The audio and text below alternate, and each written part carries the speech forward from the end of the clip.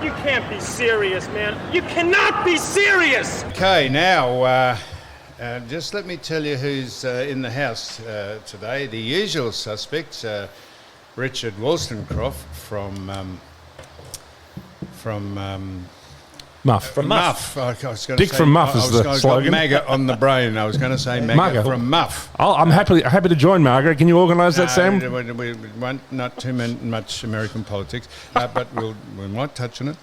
Muff, Dick from Muff. This is Richard Wollstonecroft. And we've got Ivan here from X the Mines. And now maybe, can we let go? No, we can't let go where he might be going. That's privileged information. And there's a bloke sitting opposite me who hasn't come off the bench. He's not second choice, but Dermot Brereton was going to come in and looked forward to be coming in today, but the little organisation he works for stopped him from coming in because maybe they thought he was going to say something on the podcast that the general people who listen to him on that little organisation he works for, he might say something that everyone agrees with, as opposed to the bland, beige nonsense that they talk just because they're told to talk bland, beige nonsense. So he's not in, but we have in here not as equally controversial man for different reasons. It's not Ricky Nixon, but it's the next tier down, and I say that with respect. The next tier down, his name is Tony Sheehan. He is Mike Sheehan's, I know he doesn't like to be referred to as Mike Sheehan's son, but Mike Sheehan was an integral part of this podcast before he decided not to be part of it. Because he was accused of being a racist when he wasn't, when we spoke about Nicky Winmar, and Gil McLaughlin rounded us up thinking that would be a great thing to do to save the social whiteness that he pretends he's part of. So Tony Sheehan has come in, and we welcome... Hello, Tony. Well, I'm not sure how to take that introduction, Sam. Why not? It was completely accurate. It was almost a gaslighting backhanded compliment. It was a backhanded compliment. I don't see you are a tier down from Ricky Nixon. Again, Ricky Nixon is a controversial... A different tier, let's say. A different tier. Well, Sam, with all due respect to Ricky, he was Australia's greatest player agent for a numerous amount of decades, but just the last few weeks hasn't been kind to him. I can't say that we've already mentioned that because that's coming up in part 3. Now, I will mention this. We have a part 3 interview. We've already done the part 3 interview with Greg Madigan, who is the head of AFL Victoria, and he mentioned Ricky Nixon. And I did say, if you listen to part 3, I did say that in fairness to Ricky Nixon, he was a mover and shaker and very successful at what he did. And then he started to be very prominent in other areas, and he is now, yes. So I did say that he was a great agent, and now he's just a great buffoon. Anyway, they say timing is everything, so why has it taken you nearly 4 years to have me on as a guest? What a fantastic question, because you went off the grid for a year. No, I did not. Yes, you did. Do you want me to tell you why you went off the grid? Well, I know what I did. What'd you do? No, hang Hang on. on, what Sam's... Sam's interpretation. Yeah, no, well, you went off the grid because, like all these things I read about Ricky, I just read them in the paper, and I know this only too well, that when they're in the paper, you know, the Daily Mail, they round Lies. you up and they print bullshit because they don't even know the story. But I wasn't even reading the Daily Mail one day. Someone said, "Oh, do you see what Tony Sheehan's done?" I said, "What?" "Well, it says here that he belted some coppers, drove his car at pedestrians, was pissed driving through King's Cross, was taking drugs, was holed up and then decamped and no one could find it." That's what and then I Big weekend. I tried to, it's just a normal weekend, and then I tried to ring you, and of course your phone wasn't on, and you went off the grid. So when you say I haven't been in contact with you, it's not from want of trying. Well, it was a legitimate medical episode. Oh, dear.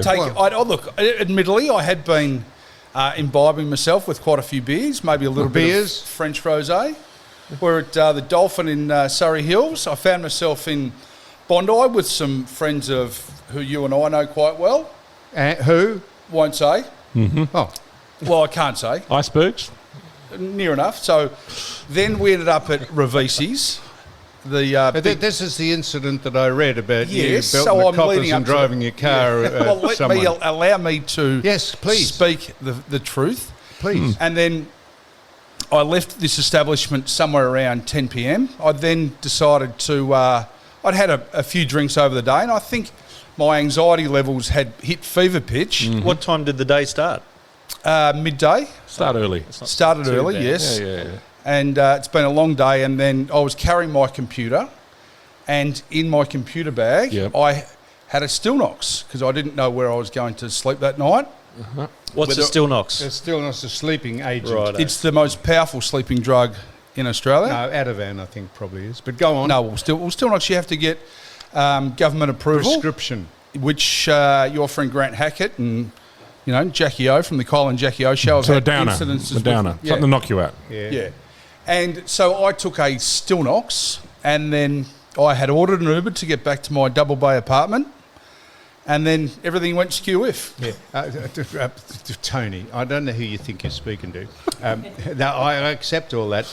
Was there any of the Bolivian booger sugar involved? No, sir. You were saying that there was no drugs involved. Yeah, Stillnox.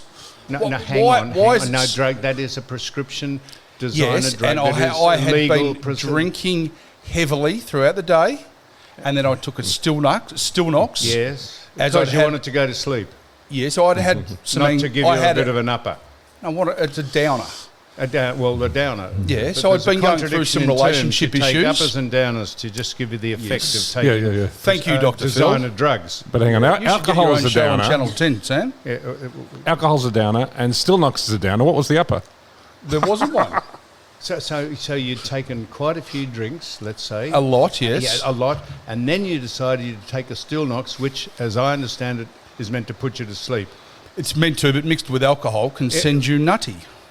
So you knew that, and so you took it because you wanted to go nutty. You Well, wanted no to one have a bit ever of wants a... to go nutty. But he had been drinking. You said, yeah, they were your words. Yeah, You I know, wanted- because you wanted- because I was anxious through the imbibing of alcohol, and I taking wanted of to get still- home. Yeah. I ordered an Uber, and then my memory basically And shut the reason down. you took the Stillnox was to give you a state of euphoria, which is what drugs do to you. They're legal drugs because I presume you had a prescription for the Stillnox. Yeah, did you? I've been on Stillnox for 6 years. What? Yeah. What? Do you have that trouble sleeping, do you? Yeah, it's Or do you called just take them as a designer No, thing to it's get you up called and about? insomnia. Insomnia. You know, the best cure for insomnia is getting some sleep. Now, That's an oxymoron. yes, of course it is. So you could sit there and look me in the eye and I'm say, looking you in the eye right now. I haven't asked you why you're looking me in the eye yet. Well, go on. That the illicit drugs were never part of your regime. Never part of my regime. You've never taken illicit drugs. You should try them, mate. They're Hang great. on. You've never taken illicit drugs. Okay, why don't I ask you the same question? Yes, I have. Well, that's my answer. Hello. Hello. So I had to concede that I had too, whether I have or not. I just said it just for effect. Well, So are we going to dredge up each other's past? No, mate. I don't care what you ask me or what past you bring up about me. I'll give you an answer, whether you would like to accept it or not. I'm just asking you, have you ever taken illicit drugs? And you said no, and then when you said have I, and I conceded I had, you said, oh, well, so have I. I said I've got the same answer as you. So you have taken illicit drugs? Yes. Right. So when was the last time? There was no illicit drugs in the incident when how did the coppers become involved? They chased you in a car, didn't they? Yes. Well, I ended up in Bellevue Hill. They chased you in an Uber. No, they didn't chase me. I pulled over. I was The driving an Uber driver pulled I over. ordered an Uber. Yes. He said, "Okay, where would you like to go?" As you know, it comes up Yeah, on the don't worry computer. about where you want to go. Yep. I was going home to Double Bay, Yeah. and then he drove off, and then about 100 metres up the road. This is all according to the documents and the. No, I'm not worrying about the documents. I'm worried about you. No, because I have little memory of what took place on that night. So how could the blacked out, coppers did you? chase the coppers chase the Uber driver? Did they? No, They chased- I yeah. pulled over in Bellevue Hill. And you got it. Why? Because that's where Double Bay is. That's the next suburb. Why did you get out in Bellevue Hill if the Uber driver was taking you to Double Bay? No, hang on. We're going 10 steps forward. Right. So the Uber driver then turns around and says, "This isn't your Uber." And I said, "Well, I don't care, take me home." He said, "It's not your Uber." He said, "You've got to get out." I said, "I'll give you $50 cash." Tony, how did the Uber driver pick you up in the first place if it wasn't your Uber? Because there was... Mistaken identity. There's a sign on it and you just jump in, don't you? No, well, whatever it was, he turns around and I get in the first car, which I thought was mine. And he says, "Are you Billy Well, I think Watson?" normally and you they say, ask "No, for a I'm not. pin." I'm not Billy Watson." No, he just assumed that I was the passenger. Right. And then, from memory, there were two girls also waiting for an Uber on the same corner in Bondi. I got in the car, and then he says, "Hang on, I've made a mistake.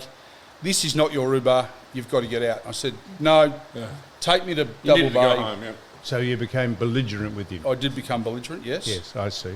And I then offered him $50 cash. He said no. I then said, "I'll give you $100 cash, just take me."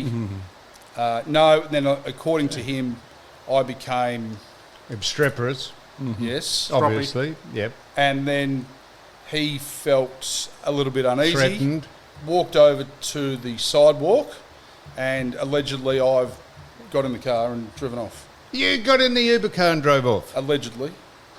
What do you mean allegedly? You Well, either did or you didn't. Well, I was under the influence of still knocks. I don't, whatever. You got in his Uber. You actually stole his Uber. No, I borrowed it.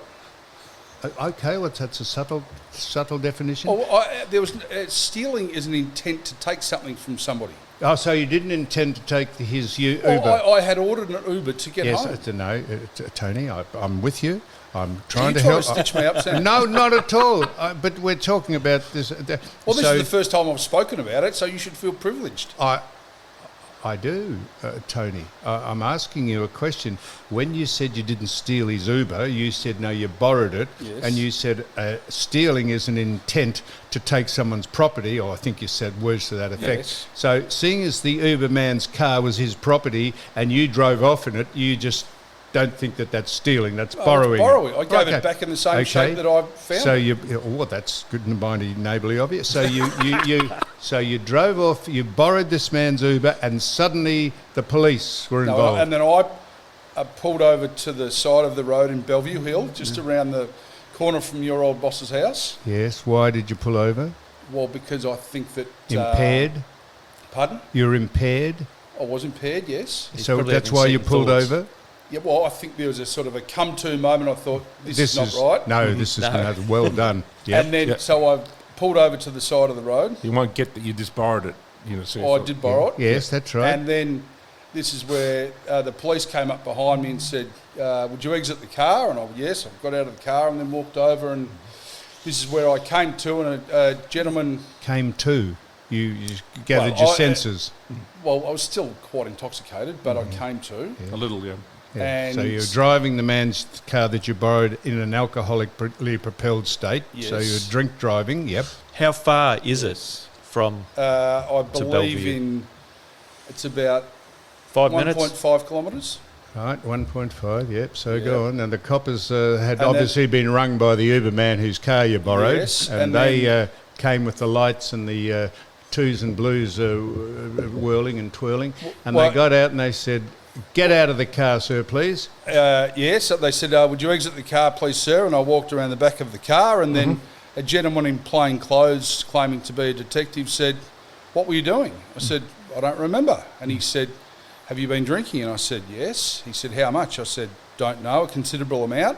He said, "Have you taken drugs?" I said, "No." He said, "Have you taken cocaine?" I said, "No." Ecstasy? No. Ice? No. Marijuana? No. He said, "What have you had?" I said, "Still knocks." Anyway, and then he waited 20 seconds and he said, "Have you taken any drugs?" I said, "No." And he went through the same illicit substances. I said, "No, I've had still knocks." He goes, "Oh." And then he basically said, "Well, wait here." So this man you said allegedly in plain clothes was a Well, he was a policeman. detective from Oh, Bondi. you said allegedly. Well, I've so got to he be was. careful about what I say. No, you don't. He was a detective in plain clothes. Yes. You don't have to be careful about that. That's what he was. Go on. And did they search you to see if you had any drugs on you? Yes. Oh, they did. And you didn't have any secreted in a sort of false pocket in your pants or anything, or up your aort.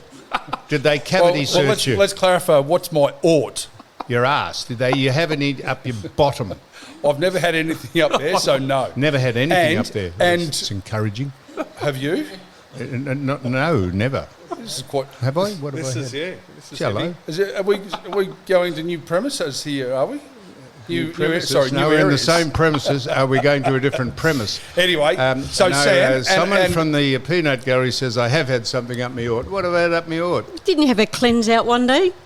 Yeah, no, that's true. That is no. Well, that is something, isn't it? Absolutely correct. and Suzanne, OAM. I've had a colonic. Yeah. yeah, I've had one of those. Yes. Yeah. So yeah. Now, anyway, back to your original question. Yes. Could be a sponsor for the show. And I can tell that there's a little bit of doubt in your mind. About what? About what substances may or may not have been in my No, bloodstream. I'm just asking you the question, I mate. went to Randwick Hospital and had a blood test, and it was only Stilnox.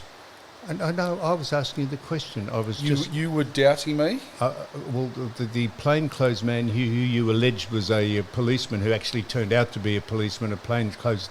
He doubted you too because he asked you 3 times. Yeah, but he said it's more likely that people on ice would do this type of behaviour. I see. So anyhow, they took you down to the station, I presume. Did yes, the and then I man went- get his car back? The Uber man? Yeah, well, from what I was told, he didn't have an issue. Oh, I see. So He was- let me just get this straight. No, he was put out, but Tony, he just said, look, there's nothing wrong with the car. Tony, you're telling me the man who asked you to get out of the car and you borrowed borrowed. his car, didn't have an Am issue. I going to regret coming on this Not podcast? at all, mate, because these are just factual statements. So you can ask me about things that I've done. But seeing as you're here, we get on to why you're here in a minute, because I asked you to come in and be part of this, and I would say this is fascinating And it's to only people. And if taken- you've never spoken about it before, Well, no, I haven't. How Although exciting! Mike Carey said to me, he goes, you should actually speak about it because it will endear you to people. Straighten it out. That's it. Yes, because people, I would say it in endear to people. I mean, People we've all say, had a what night. a man this is who pinched an Uber driver's car, borrowed it, drove up, was arrested by the coppers because he was drink driving. I'm sure that would it makes endear you to a lot of people. Sam, it makes you fallible. Well, we've all had a night where things have gotten a little bit out I of have. control. I mean, who can't relate I've to had that, plenty Sam? of those nights. There you I was. I'm not bragging about this, but I was arrested for drink driving 30 years ago, and so I know. And I'm just. You can ask me about that a bit, but I'm asking about you. So the man whose put you in car you handcuffs? borrowed, he wasn't worried. He said, "No, that's fantastic. You didn't damage it. Oh, just off you go. Thanks so much." Well, and not then, quite that simple, but no, words to that obviously. effect. Oh, bullshit. So then the coppers put you in the back of a wagon, did they? Yes. Oh, yeah. They put you in the back of a wagon. That's not and they nice, is shut, it? They shut the door on you, and you were Yes. sitting in there. Well, like, they didn't put me like in a handcuffs, so monkey I in couldn't the have been zoo. doing anything that serious. Well, it's pretty hard to do anything that serious if you're in the back of a wagon that they've but locked the door on. No, but they usually, from what I've been told, they usually put you in handcuffs and arrest you. Well, if you're in impaired state, you probably weren't capable of Yes, doing I anything. was in impaired state. Yeah, so they took you down to the station, and then what did they do? They opened the door, and you staggered in, and they asked you all these questions again. They said, would you like to make a statement? I said, no, I'm intoxicated. Would you like a lawyer? They did, and I said, he's asleep. What? I said, he's asleep. He might have taken some still knocks. I don't know why you think it's such a... Why would their lawyer your be mate Grant asleep? Hackett was in the middle of Crown Well, in a nappy after taking Mate, Stilnox. if we could get Grant No, Hackett, get Grant Hackett in here, I'd love to ask him why he was in a nappy. But I have Grant heard of- Hackett's not here. I have heard of people having psychotic reactions to still knocks. Yeah. So it can be a side effect, I think, isn't it? It's a severe side effect, and that's without alcohol. Yes. So that's what I mean. Yeah. Yeah. So, Tony, Richard is understanding no, of this. I understand it too, but I'm asking you. You take still knocks because it gives you a feeling of euphoria, not to help you sleep. Because it makes me, it's the only thing Knocks that you put out. me to sleep. Yeah. Well, it didn't put you to sleep because it got you into trouble. But that was mixed with alcohol. Why Sam, were so you you're carrying it on you then if you had no intention of sleeping? But that's my intent was because I was going out with a Did bike. you have Could a end up in packet a of them or just one? No, I took one and left the packet at home. I see. So you were going home and you thought you'd take it now. When you got home, you passed out, right? Yes, correct. I was Well on my done, way Dick. home. Jeez, Dick, please. So Tony, so they Would you said- like to speak with my doctor, Sam? No, so your doctor. I'd like Well, your just to lawyer prove was that, so to you prove rang that him- I have a Stillnox prescription and have done for 5.5 years. I'm not disputing that. I'm not saying you've done anything wrong there, except take it when you probably had no intention of going to sleep. So then you rang your lawyer up at what time? No, I didn't ring him. They said, would you like your lawyer? And you I said said he's no. asleep. And then they said, we're going to ask you some questions on the record. I said, that's fine. I said, I'm refusing to answer. And they said, well, you're too impaired due to your...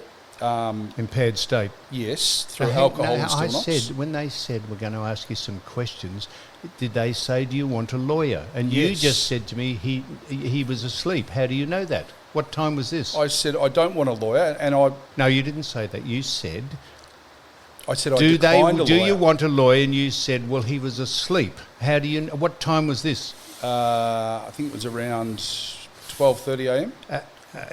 You're right. Early 12:30 hours. a.m. in the early hours of just the early hours. Most people were Yes. just getting ready to go out at that stage. And you reckon your lawyer was asleep. How do you know that?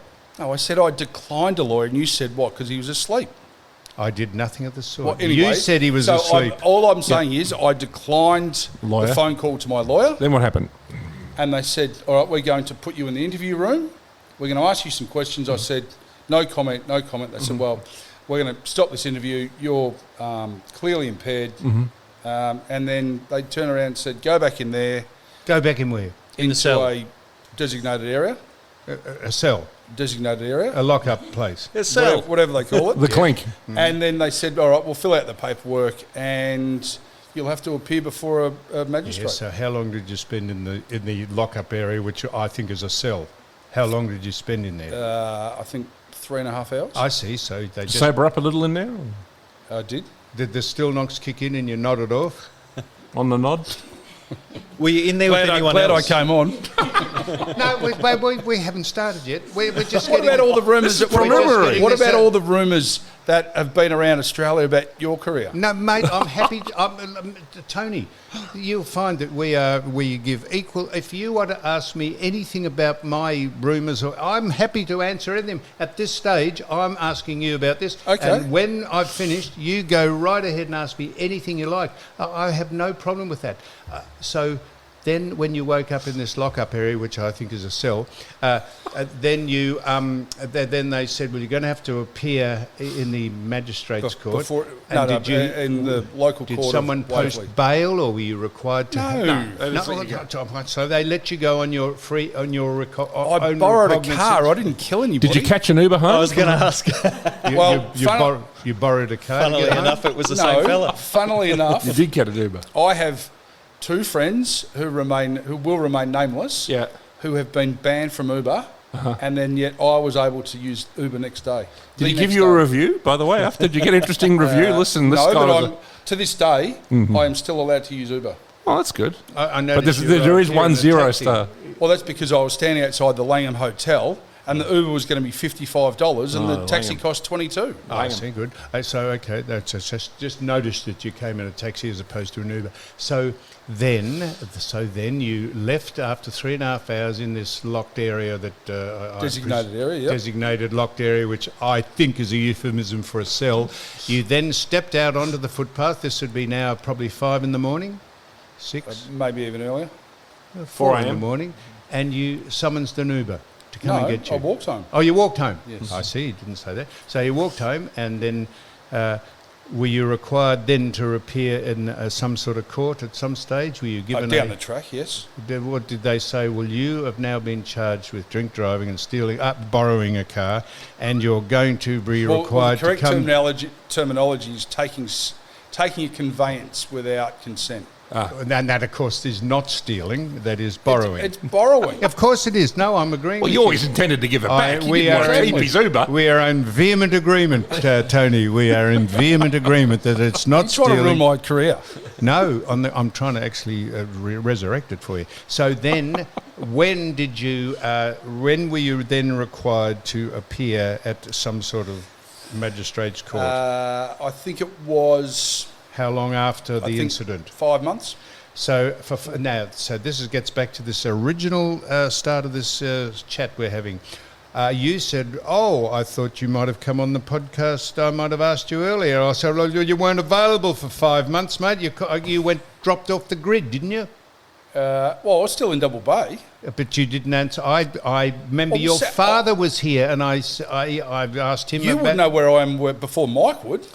What's that? Did the incident? You would know where I would be before Mike would. I said I've tried to ring Tony. Well, yes. Yes, I've tried to ring Tony, and I think his phone's either not going or he doesn't return. I can't remember, but I tried to get hold of you because because I know you, like I know Ricky. Whenever Ricky gets in trouble, and I'd like him to come in here and we give him an opportunity to explain why it. wouldn't you ask me in the previous 4 years, like about before we go into the Mick Gatto situation?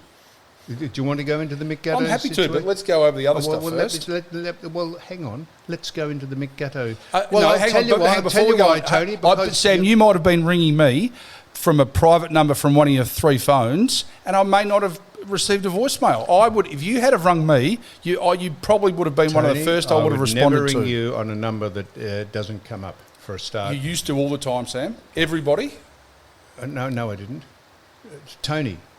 So your job, your vocation, I don't know who you worked for, or were you employed by a news gathering organisation like the Herald? At the time of the borrowing. What's that? At the time of the borrowing. Yes, I was employed by News Corp.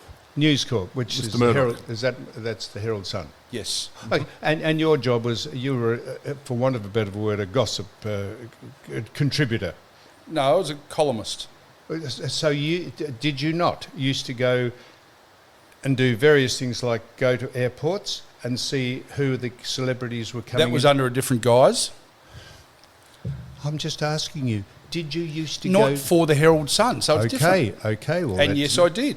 Right, thank you. Did you used to go to? So I'm not knocking this. I'm just saying this is a genuine, legitimate way to earn a stipend. Yes. You used to go to, among other things, airports, wait for celebrities to come in, follow them, or just see where they went and see if you could either see who they were with or what they were doing, or even snatch a couple of words from them. Did you used to do that? Yes. Right. I happen to be one of those people that you used to see what I was doing, and then you'd ring me up and say, "Oh, can I ask you some questions?" And I would always take your call, always take your call, and I would always ring you back. Yes.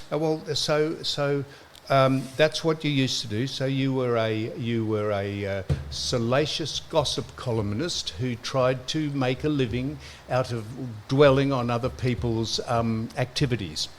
I'm not saying there's anything wrong with that. Arts and culture. Sam, it is 2 different employers. One was my own business, and the other, I was living in Sydney working for News Corp under the banner of the Herald Sun, where I wouldn't follow celebrities out of airports. Okay, so but from my own business, 15 minutes of fame, yes, I did do that. I'm not. So it's like a sideline. Secondary. You're protesting too much about what I'm asking you. Because you're angling for something. I'm not angling for anything. I'll bring up Mick Gatto in a minute. So then, I'm happy to talk about Mick Gatto. Now, hang on a minute. So when you were working for the Herald Sun or the Murdoch organisation, what did you report for them? Sort of showbiz goss, or there's a big show going on at the Crown? Or what did you report to them? You know exactly what it was because you read it every week. No, that's not right. Most weeks you did. Most weeks I didn't, not because it was you. I just don't follow all that. But you I get told all those things. I get told, Tony said this about you. What did you used to report? What was the charter that the Herald Sun gave you to report on what? Sports gossip. Oh, sports gossip. Yes. So you'd follow sportsmen around to see if they were... See, now you're just angling. No, I'm asking. But you know that not to be true. I lived in Sydney. I'm asking you. And people would tell me information, and then I would verify it and publish it. Like Dr. Fordham and you and Rod Law and Don Scott were all in cahoots, and one person fell out. Yeah, no, that's right. Yeah, well, that sort of stuff. Well, how would that be? Clandestine? We used to do this live on air here. Yeah, but in terms of, I would report on stuff that people wanted to read. So that's good, exactly. So the Herald Sun would say, Oh, we believe Billy Bunter is in a contractual stalemate with his employer, or he's been seen with a ex-model who's out at a restaurant. Why don't you go down and check out if that is verified? Could you verify if that's the case or not? And out you'd go, and you just see, now you are angling for a fight. I'm asking. They're questions. You know the answer to that question. Well, that's not what I used to do. People would tell me what was going on. Like, I would verify give us an it. example. Oh, I don't know. Say Jordan De Goey in a fight in a New York nightclub. Oh, I see. Yep. Or Brian Cook going after Alistair Clarkson to coach Carlton. Yep. That sort of stuff. So you would get on the phone and you'd ring Brian Cook? Or you'd ring Occasionally. Alistair Clarkson? Or you'd ring someone who's associated with him, and you'd get the thread of a basic story, and then you'd go for broke and you'd manifest it into some sort of bombshell. Something like that, yeah.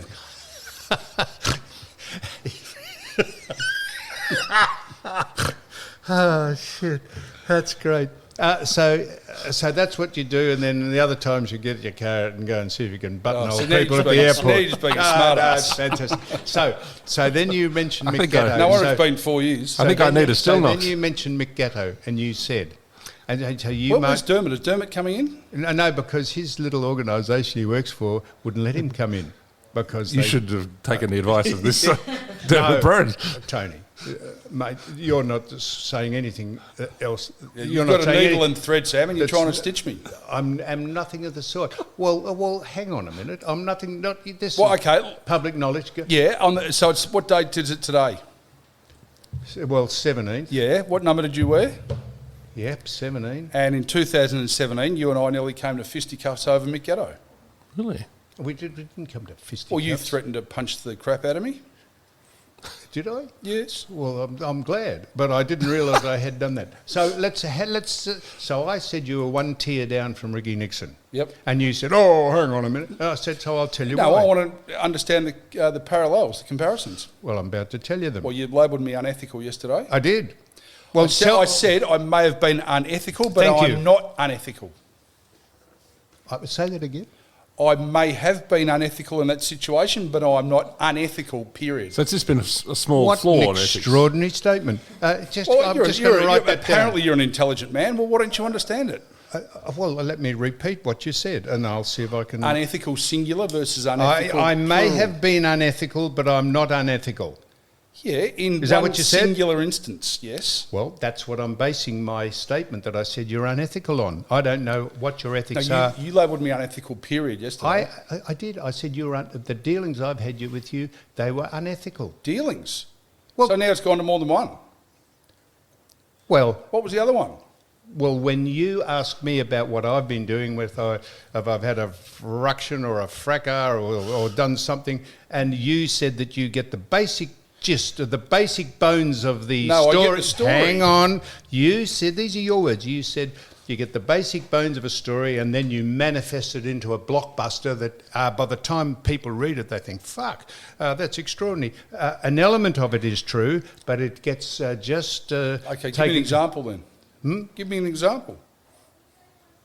Well, the simple fact that I might have done something that you ring me up about, and then it goes, maybe I've, I don't know, whatever it is, and you say... Well, come on, you've got to have evidence. Oh, well, I can't remember them. But I'll just give you an example of how it might work, Tony.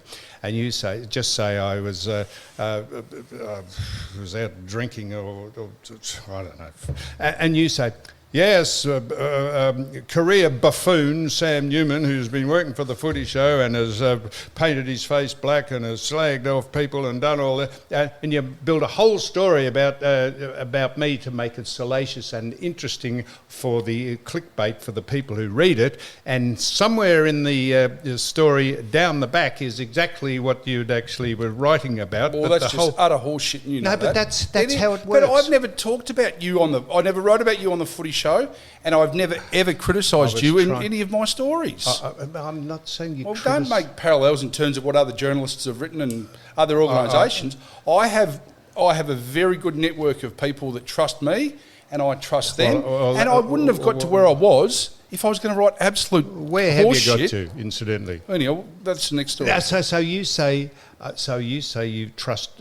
You have a lot of people that trust you. Trust me Let implicitly. me tell you why I don't trust you. I don't care whether you trust No, me. hang on. So you got me here under false pretenses. I haven't got you under false pretenses, Tony. You're quite adept at handling this, and I've got a feeling you're enjoying most of it. Now, but you just asked me why I think you're unethical, which probably is a degree of trust in it. Now, tell me if I go wrong here. Mick Gatto was going to announce something out at his Carlton restaurant. March 9, 2017. Thank you, Tony. Mark, At John Curry's restaurant. thank you again. So I went out there with a camera to interview Mick Gatto about some announcement he was going to make. I can't remember what it was. I do, yes. Thank you. What was it? About Mick's alleged involvement in the Essendon doping saga. Right, thank you. So out we go with the camera for the footy show. And I said to Mick, now do you mind if we come out? And Mick's an acquaintance of mine, friend of mine. Yeah, and he said, yes, come out. And we filmed a piece to break on the footy show on the Thursday. This was on Thursday morning. You were in attendance at the meeting, and unbeknownst to me, Tony, this was an exclusive thing that I had arranged with Mick Gatto. You got into the room on the basis that you were a friend of mine. Incorrect. How did you get into the room? How would you... How did you get into the room? Because I know Mick and three of his good mates are friends of mine. he just They said to me, come upstairs, Yes. Sam Newman's going to interview Mick. Yes, that's right. So hang on. So you assume... Well, let's talk about facts then. I wasn't there on behalf of you, or is it friend of yours? I didn't say you were on behalf of me. You just did. I said you got in there because you were a friend of Mick's and mine, and you were just an observer of what we were doing. I was up with three You other were just people an who were observer friends. of what we were doing. I That was the basis you were there. Yes. So then, unbeknownst to me and clandestinely, you recorded on your phone... Don't let the truth get in the way. Don't let the facts get in the way of a good story. Okay. There is elements of that. There's elements of that. Yeah, but you've got to give the facts. So I wasn't there as a friend of yours. In fact, I didn't even know you were coming up, and they said, Mick and Sam are going to do an exclusive for the footy show. Exclusive. There's the first tip. Yeah, I admit this. So you recorded or you took down notes or you broke. Are you going to let me finish? Well, you want to listen to the answer, don't you? Go on. I'm going. Yeah. So I was in the back of the room. I had my camera because you had a camera because my Mick had organised for news services to appear downstairs, and he was going to give you the story for the footy show. Exclusive for the first show of the year. Exclusive. I said that. Yep. And then you came up and started interviewing, and a couple of the boys in the back of the room had said, "You have your camera?" I said, "Yes." They said, "Get it out and start filming." Yep. So I did. Oh, I see. So I was doing an exclusive interview, Yes. and someone suggested, why don't you film it and see if you can break the story before it goes to air, and you'll get some kudos that you Wasn't broke about it. kudos. It was just about getting the footage. Getting the story out first, so you dudded me. Yeah, I dudded you. Oh, could you believe it? I just said, you wonder why I don't trust you, or I think that you're unethical. Yeah, but in that instance, people can make one mistake. It doesn't define their entire career. It's a bit like Sam. So you just said that you dudded me, and you wonder why I think you're unethical. Does Jason Ackermanis trust you? No, Tony. I'm just in that instance. I said you were unethical, and I didn't, and I don't trust you because that's what you did to me once. I admit and you that. put the story onto your social media platform. No, I put it on the Herald Sun. Oh well, that's a social media platform, isn't it? What's a news So anyhow, platform? it was broken. So when we thought we had an exclusive on the footy show, which I was told by Mick Gatto, yes, come out here, and you filmed it and just dudded me, like you said. Yep. You wonder why I called you. I know A piece of shit. I shouldn't have called you a piece of shit. 3 times. I shouldn't have called you a piece of shit. At least I did it on the footy show, not behind your back. No, we used some more colourful language on my phone. Yeah, I hope so. But I shouldn't have called you a piece of shit. I should have called you a shithead. Yeah, And there's a difference between a shithead and a yes, piece we went of through shit. this yesterday. So why am I on the You Cannot Be Serious podcast? Is this you've been harbouring this for 4 years and thought, well, let's get him? Tony, I won't preempt why, because in deference to you, you came in here yesterday. Yes. And you said you had a business thing you wanted to put to me with a friend of yours. Correct. And I spoke to you for an hour here, and we might still indirectly do business, but I won't mention what that is. And then I said, why don't you come? You said, Ahmed suggested. Yeah, Ahmed. I wasn't going to mention Ahmed's name, but he said, you should get Tony on. Instead he could replace Don or someone, or you could be another member of the panel here. And I said, well, that's a good idea. And then when Dermot wasn't allowed to come on by the little organisation that he works for, I rang you up and I said, why don't you come on and have a crack at this, and we'll have a go and see how you go. And I said, and you said, well, I don't have any topics. I said, you don't need topics, mate. Just think of things that piss you off in the community, or things you want to get off your chest, or things. Very good start thus far. Well, in you come, and you said, "Oh, how come it's taken you 4 years to get?" And that's how that started. Well, I said, "Well, you're off it in the room." I said, "You're off the grid for a year," and you said, and that's how this conversation started. Well, I knew that this was coming, and we needed to expel this situation. It's like an exorcism. You wouldn't have known this situation was coming, because I didn't know it was coming, because I don't prepare any of this. You said, how come it's taken you 4 years? And I said, well, you're off the grid for a year, and that's how we got into this discussion. Well, to be frank, had I realised that you were trying to contact me, I would have rung you back. But I didn't know. In terms of borrowing the car in Sydney and not knowing that you had called me. Did you go off the grid a bit? Did you, after that incident, did you sort of have a bit of a kind of, road to Damascus moment and quieten down a little, or? Well, I don't know about road to Damascus, but there was a time where I was removed myself from the public. Yes, went off the grid. I think that's a euphemism for the same thing, Tony. Spent some time in the country. I didn't go to Aspen and... Can I say this? And I say this with great respect, and you can say it about me. You're not smart enough to be half smart. Oh, I don't care what you think. No, mate, please. I'm just saying that actually is a bit of a compliment. You are naive. You use words that you think replace facts, but the words you use are actually the facts that I have mentioned to you. You say you borrowed a car, I say you stole it. You say you're in a lock-up facility, I say you're in a cell. Yeah, it's psychological wording. Why would I want to... it's semantics. Why would I want to talk down about myself? I'm trying to recover so that I can go back into the corporate world and have a life. Well, and that's exactly what we're trying to do here. No, except you're trying to push me down in the gutter and make me feel like a piece of shit.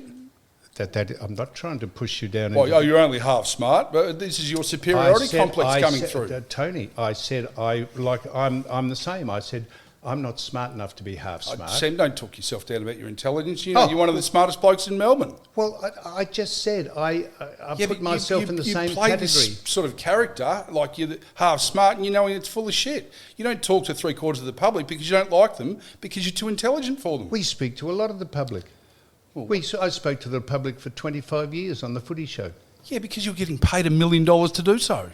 What's that? Wouldn't matter if I wasn't getting paid at all. You said I speak to more people in Australia, the rank and file people in Australia, either personally all over Australia. Where, in Ackland Street and Footscray and Dandenong and all over Australia. I said, mate, we used to take a Street Talk and the Footy Show to every state in Australia, and we used to go all over Australia speaking to the rank and file, and you would not believe how many people I got on with from different areas and different socio-economic areas of this country. I would have more in common with the people out there who are just blue-collar people than all the elitist people that you would think that I rub shoulders with. Well, I think you could probably do both.